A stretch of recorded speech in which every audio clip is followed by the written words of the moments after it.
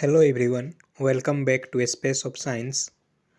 और आज के लेक्चर में हम लोग टाइप 2 न्यूक्लियर फैमिली रिसेप्टर के बारे में चर्चा करेंगे। इससे पहले के लेक्चर में हमने टाइप 1 न्यूक्लियर फैमिली रिसेप्टर के बारे में चर्चा की थी। तो चलिए शुरू करते हैं। शुरू करने से पहले कृपया चैनल को सब्सक्राइब कर लीजिएगा। इस पर आपको CSR, नेट, गेट और जितने भी PhD एंट्रेंस एग्ज़ाम होते हैं लाइफ साइंस से, उससे रिलेटेड बहुत ही महत्वपूर्ण वीडियोज़ प्राप्त होंगे। न्यूक्लियर फैमिली रिसेप्टर, तो हमने टाइप 1 रिसेप्टर के बारे में पढ़ चुका है। आज हम लोग टाइप 2 रिसेप्टर के बारे में पढ़ रहे हैं। और अगर आपको बहुत अच्छी तरह से समझना है लेक्चर्स को, तो पिछला जो लेक्चर्स हुआ है उसको पहले आप देख लीजिएगा। डिस्क्रिप्शन बॉक्स में मैंने सभी के लिंक दिए हुए हैं। तो टाइप 2 रिसेप्टर जो होता है न्यूक्लियस में प्रेजेंट रहता है। टाइप 1 कहाँ पे प्रेजेंट रहता है? हमारे साइटोसोल में प्रेजेंट रहता है। ये हेट्रोडाइमर की तरह काम करता है टाइप 2 रिसेप्टर, जबकि टाइप 1 होमोडाइमर की तरह काम करता है। और जो टाइप 2 रिसेप्टर है वो HRE के साथ बाइंड रहता है। HRE बोले तो हार्मोन रिस्पॉन्स एलिमेंट साइट। हाँ, एक साइट होता है DNA पे जिसको हम लोग HRE बोलते हैं, और टाइप 2 रिसेप्टर वहीं पर जा कर के बाइंड होता है। तो कुछ ऐसे सिग्नल जो कि टाइप 2 रिसेप्टर को एक्टिवेट करते हैं, उसके कुछ एग्जाम्पल है, जैसे कि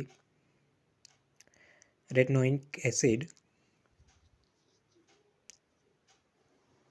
थायरॉक्सिन और विटामिन D3। ये तीनों सिग्नल हैं जो एक्टिवेट करते हैं टाइप 2 रिसेप्टर को। ठीक है, तो हम लोग देख लेते हैं कि वो जो HRE होता है कहाँ पे होता है? DNA पे, और वहाँ पे टाइप 2 रिसेप्टर बाइंड होता है। ठीक है, तो ये रहा हमारा DNA,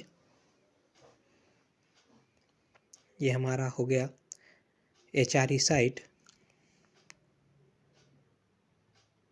और यहाँ पर रिसेप्टर आकर के बाउंड हो गया, और ये रिसेप्टर है हमारा type 2 nuclear family receptor. HRE को हम लोग हार्मोन रिस्पॉन्स एलिमेंट भी कह सकते हैं,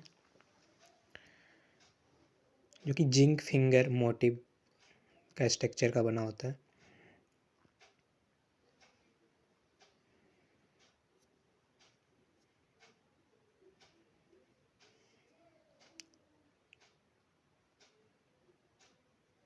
अब हम लोग चर्चा करेंगे कि टाइप 2 रिसेप्टर का सिग्नलिंग कैसे होता है न्यूक्लियस के अंदर।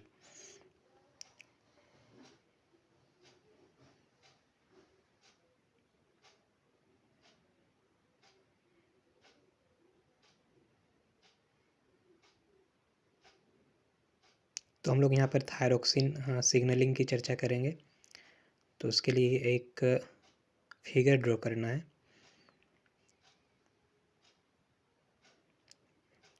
ये रहा हमारा सेल का प्लाज्मा मेम्ब्रेन।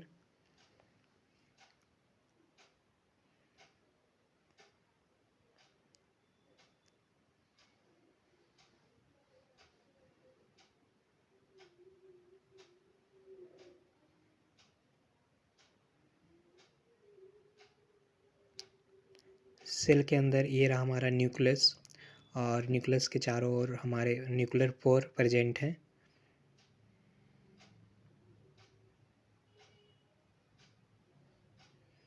न्यूक्लियस के अंदर ये हमारा DNA है।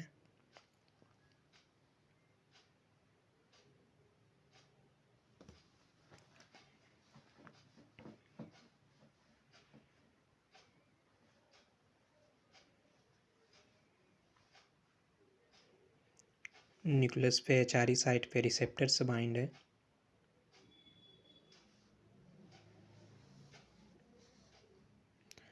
और ये जो रिसेप्टर्स हैं यहाँ पर डीएक्टिवेटेड हैं। ठीक है,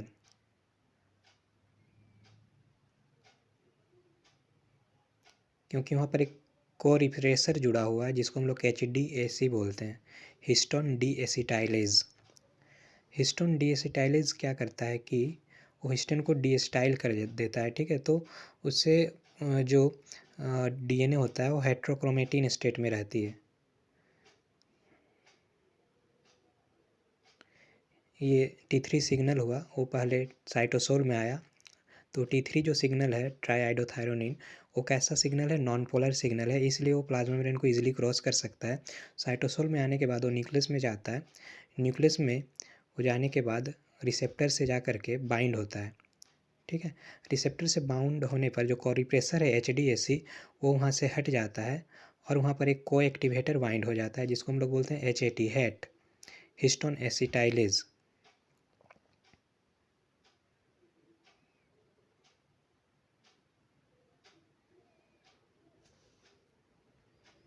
उसके बाद जैसे ही रिसेप्टर पे सिग्नल बाउंड होता है और HAT आकर के बाउंड होता है, वो एसिटाइल ग्रुप को जोड़ देता है वहाँ पर HAT DNA में। उसके बाद टारगेट जीन का एक्सप्रेशन होना शुरू हो जाता है।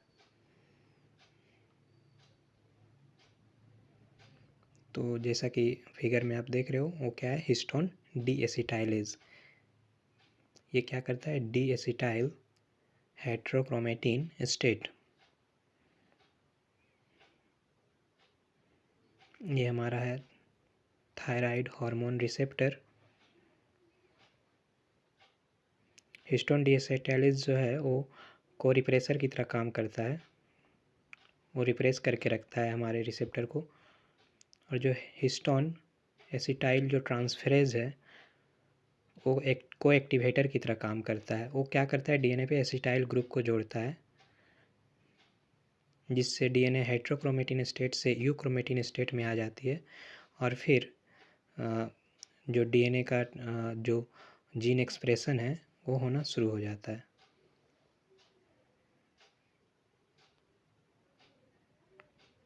सो ये था आज का लेक्चर।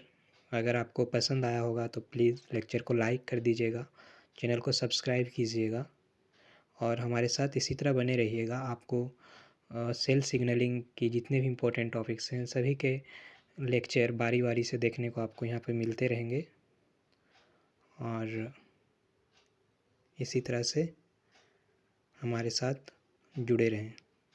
Thank you.